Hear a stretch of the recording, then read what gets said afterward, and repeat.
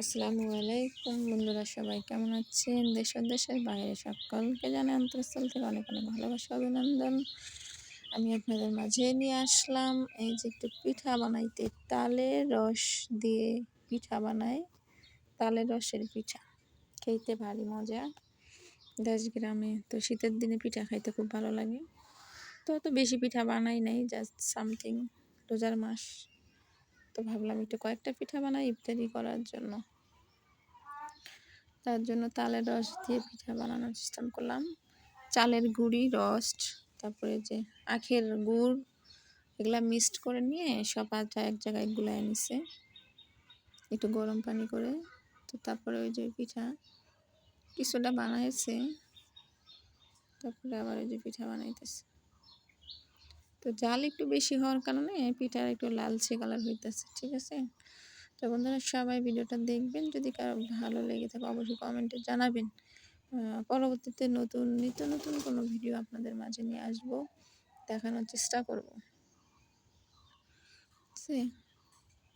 আপনারা যদি দেখেন, কমেন্ট রাখেন, তাহলে মনে উৎসাহ ভালো লাগবে, তখন মনে হবে নতুন কিছু ভিডিও বানাই, তৈরি করি। ওকে, তো তালের রসের পিঠা খাইতে ভারী মজা। এই যে আমি অনেক হাঁস পালন করি, তো আমার হাঁস এগুলা 10-12টা হাঁস আছে, ডিম পাড়ে, এই আর কি, বুঝছেন? তারপরে এই যে পিঠা হয়ে গেছে, ওটা উঠে রাখলো। তো এভাবে পিঠা বানাই। তো যারা যারা তালের রসের পিঠা খাইছে তারা বুঝবে যে আসলে তার স্বাদটা কীরকম।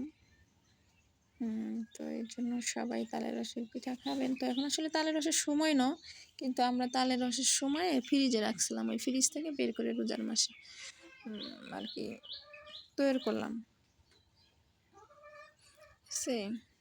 চালের গুঁড়ি, তালের রস, আখের গুড় দিয়ে গরম পানি দিয়ে এক জায়গায় মিক্সড করে তারপরে গুলাইয়া এই যে একটা একটা করে পিঠা বানাইতেছে আর কি, ঠিক আছে? তো বন্ধুরা সবাই অনেক ভালো থাকবেন, আশা করি সবাই ভিডিওটা দেখবেন, সবাই কমেন্টে বলে যাবেন, ঠিক আছে? সবার জন্য অনেক ভালোবাসা অবিরাম। আর আপনারা সবাই বলবেন, অবশ্যই চেষ্টা করব নিত্য নতুন ভিডিও দেওয়ার জন্য, অন্য অন্য রেসিপি নিয়ে আসবো, ঠিক আছে?